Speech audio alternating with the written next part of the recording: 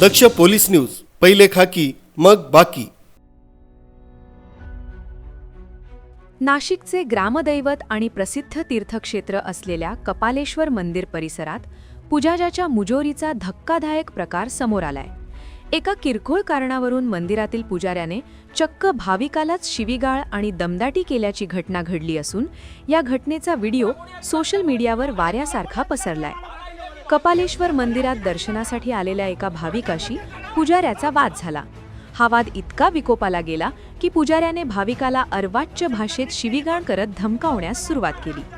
महाराष्ट्रासह देशाचे श्रद्धास्थान असलेल्या कपालेश्वर मंदिरात घडलेल्या या प्रकारामुळे उपस्थित भाविकांमध्येही संताप व्यक्त केला जातोय।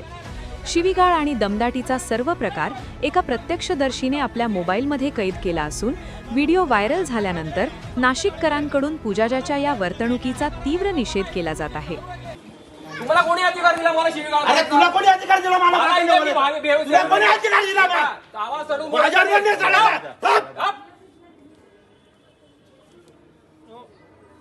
दर्शन कर, नीट नाही घेतो। तुम्ही तुमचं काम करा, आम्ही आमचं काम करतो, तू तुझं काम कर। तुमचे 15 दिवस आम्हाला काय सांगू?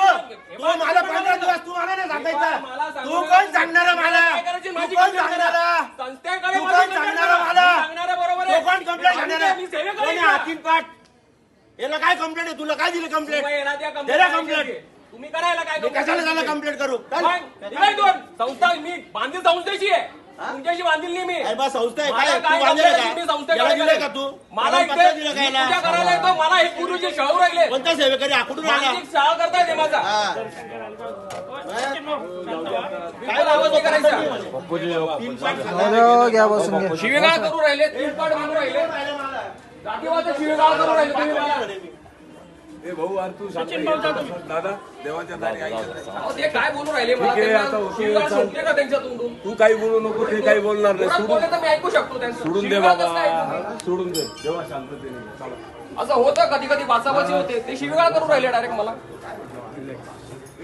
भाऊ तुम्ही काही बोलू नको, मी शांत झालेलो आहे, त्यामुळे जाऊ दे त्यांच्या मार्गीचा, मी माझ्या मार्गी। ठीक आहे। माझं रोज 7 ते 7:30 पूजेचा टाइम जे काय असेल ते पण शांततेने घे, विषय मिटून टाकलं।